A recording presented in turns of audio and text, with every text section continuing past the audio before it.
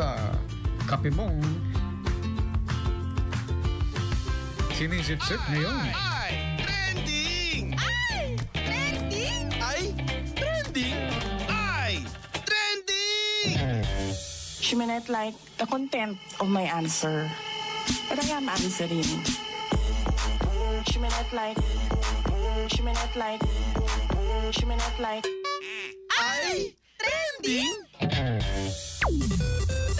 IFM.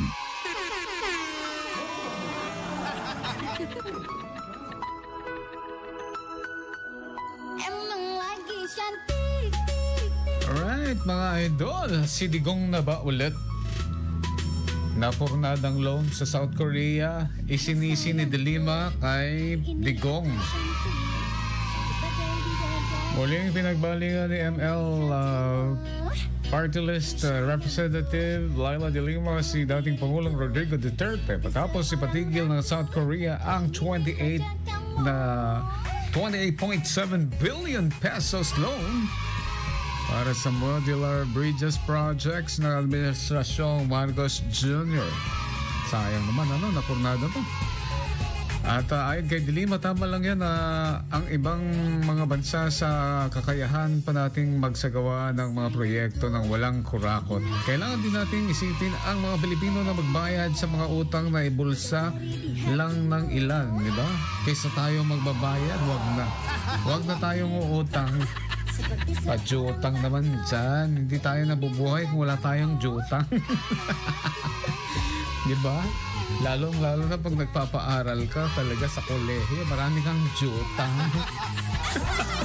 6.8 trillion pesos ang binayaran natin na inutang ni Duterte kumpara sa, ang dami pala, 6.8 trillion pesos, no? Duterte administration 6.8 trillion pesos and compared naman kay Pinoy na 1.3 pesos. 1.3 trillion pesos I should say. Nakulang tayo ng trillion, ano? Nilipastangan ng Pilipinas noong panahon ni Duterte sa garapal na korupsyon sa flood control projects at COVID pandemic. Diba? Ang kanselasyon ng loan naganap sa gitna ng malawakang investigasyon sa bilyong-bilyong anomalya sa flood control projects na nakatali sa kasalukuyang administrasyon at mismong si South Korean President Lee Jae-myung ang nagpaliwanag.